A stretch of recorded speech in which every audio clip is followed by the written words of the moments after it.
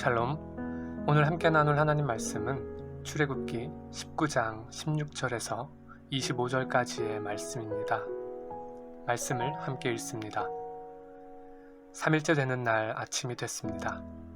천둥 번개가 치고 빽빽한 구름이 산 위를 덮은 가운데 우렁찬 나팔 소리가 울렸습니다. 그러자 진 안에 있던 사람들은 다 벌벌 떨었습니다. 그때 모세가 하나님을 만나기 위해 백성들을 진 밖으로 이끌고 나왔습니다.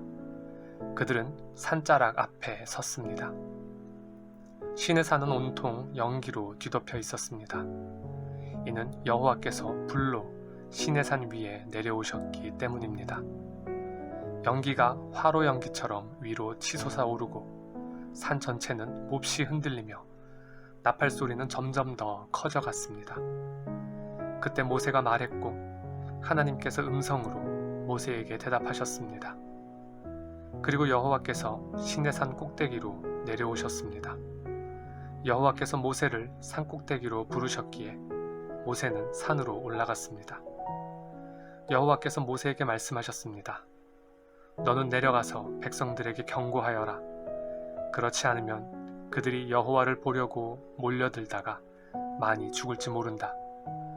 여호와를 가까이 하는 제사장들도 스스로 거룩하게 해야 한다. 그렇지 않으면 여호와께서 그들을 향해 진노하실 것이다. 모세는 여호와께 말했습니다. 주께서 직접 저희에게 산 둘레의 경계를 지어 거룩하게 구별하라고 경고하셨기 때문에 백성들이 시내산에 올라오는 일은 없을 것입니다. 여호와께서 대답하셨습니다. 내려가서 아론을 데리고 올라와라. 그러나 제사장들과 백성들은 몰려들어 나 여호와에게 올라오면 안 된다. 그렇게 하면 내가 그들을 향해 진노를 일으킬 것이다. 그러자 모세는 백성들에게 내려가서 전했습니다. 아멘. 하나님께서는 모세에게 이스라엘과 언약을 맺으시겠다는 뜻을 전하셨습니다.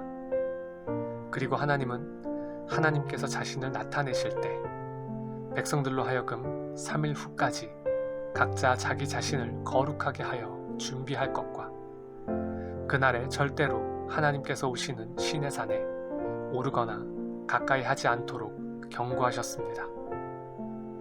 드디어 3일째 되는 날 아침에 하나님께서 구름과 나팔 소리 가운데 불로 시내산에 나타나셨습니다. 하나님께서는 모세에게 백성들이 하나님을 보겠다고 나오지 않도록 하라고, 그렇지 않으면 많은 수가 죽임당할 거라며 거듭 경고하셨습니다. 하나님께서 이렇게 하신 데에는 분명한 이유가 있습니다. 바로 거룩입니다. 이는 하나님과 사람 사이의 근본적인 차이입니다. 하나님은 거룩하시지만 사람은 그렇지 않습니다. 비록 하나님의 명령으로 3일간 스스로를 정결케 하여 거룩하게 했지만 하나님의 거룩과는 근본적으로 다르기에 백성들은 결코 하나님께 가까이 나아갈 수 없었습니다. 오직 하나님께서 세우신 모세를 통해서만 하나님을 가까이 대할 수 있었습니다.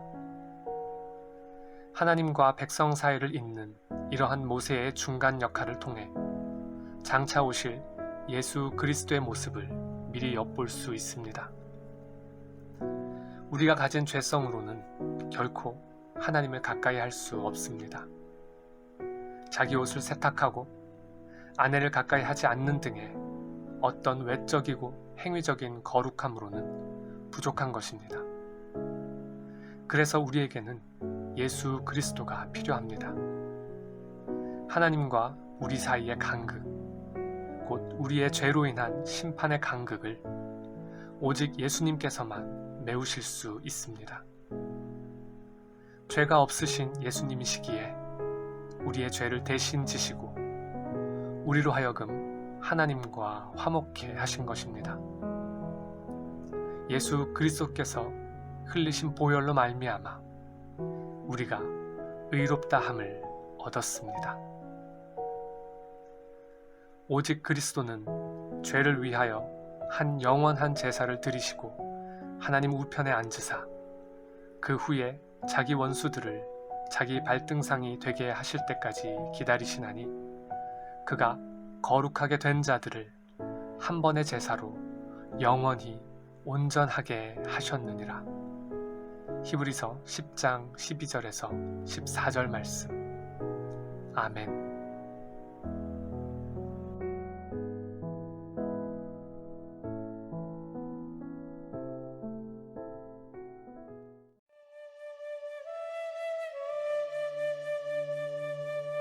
신들 중에 주와 같은 신이 없사오며 주의 행사와 같음도 주여 없나이다.